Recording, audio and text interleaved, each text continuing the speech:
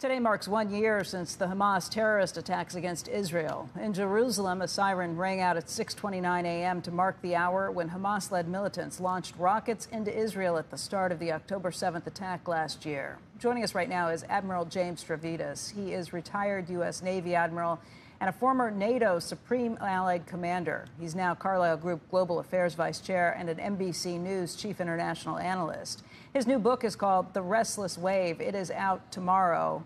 And Admiral, thank you for joining us on this day. It's kind of amazing to think it's been a year. Yeah. What would you say has changed over the course of that year? Where do we stand now? Yeah, let's start with the human cost, Becky.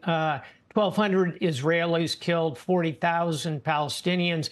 Those are big numbers in and of themselves, of course. But when you put it on a population-adjusted basis, Israel's a country of only 10 million, maybe 5 million Palestinians in and around the region. Those numbers are kind of astronomical in terms of human cost. Secondly, the events have really put the Palestinian statehood issue back on the table. And it's also raised very serious questions about anti-Semitism, both in the United States and abroad.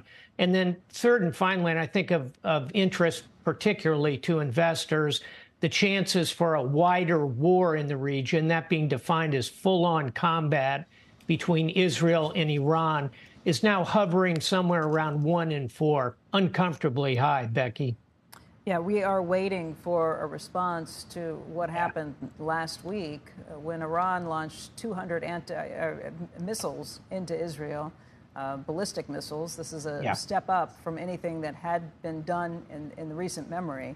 So what is the Israeli response to this? What are the negotiations with the Americans for what they may or may not do? Yeah, let me put myself in the Israeli Pentagon, if you will. The options that the military will be developing will kind of range from cyber, in other words, non-kinetic. They'll go up to targeted killing. They'll move through further attacks on proxies. All of that is kind of happening. Then you're into things like striking Iranian nautical targets, or you could go after the energy grid of extreme concern to those looking at the global economy. You could go after the military-industrial complex. I think that's probably where it lands, going after the facilities that build and store and maintain, for example, these ballistic missiles. At the far end of the escalatory spectrum, you could go after the Iranian nuclear program. I think all of that is on the table. And as a four-star working both in the Pentagon and in command of NATO, that would have been the type of menu I would have presented to the political leadership. So after you presented that menu, when invariably some politician or somebody else said, OK, then walk us through the permutations of what would happen next if we go do those things, you would tell them what?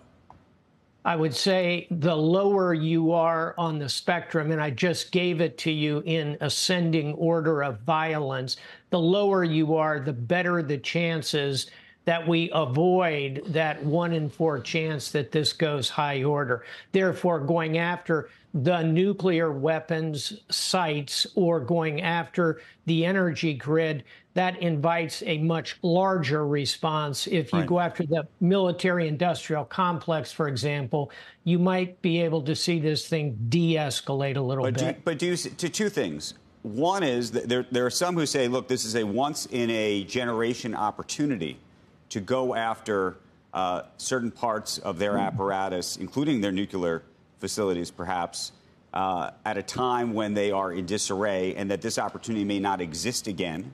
So how do you weigh that against whatever you believe the retribution may or may not be? And do you think to yourself, OK, their retribution would be large, but potentially Israel, along with its allies, including the U.S., would be able to take much of that out, if you will? I think that's a defendable proposition. What you're implying is go big and go after the nuclear sites. Here's the problem. Iran is 3 times the size of Texas. They have 25 of these sites all around the country. Many of them are buried 300 feet, 3 stories underground. Intelligence is imperfect.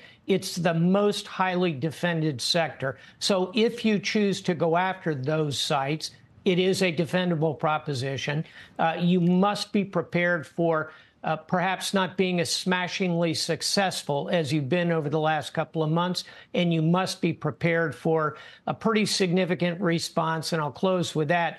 The Iranians still have 2,000 more ballistic missiles. They launched 200. So it is a risk calculus. And finally, the United States, at least with the current administration, is not going to be participating in strikes on the nuclear sites. You might roll the dice for a new administration. Admiral, is it fair to say that while I know you've written that the United States would step in and defend Israel at all costs, is it fair to say that there is likely some disagreement about what is best, because they have, these two nations, not 100% alignment in terms of what they think might be best for the immediate future? Israel is right there. Israel is going to be the one that deals with any strike that comes first. We're a little further afoot. And while we want to make sure we defend our ally, an incredibly important ally who has been so much over the last year, there's going to be some disagreement in the room. That's absolutely correct. And newsflash, there'll be an election in just over 30 days, which will probably also engender different approaches depending on whether we have Team Trump or Team Harris coming in. Certainly, from my perspective as a military analyst and someone who was in charge at one point of U.S.-Israeli military-to-military activity when I was NATO commander, I would say we need to stand very strongly with Israel. That's in our best long-term interest.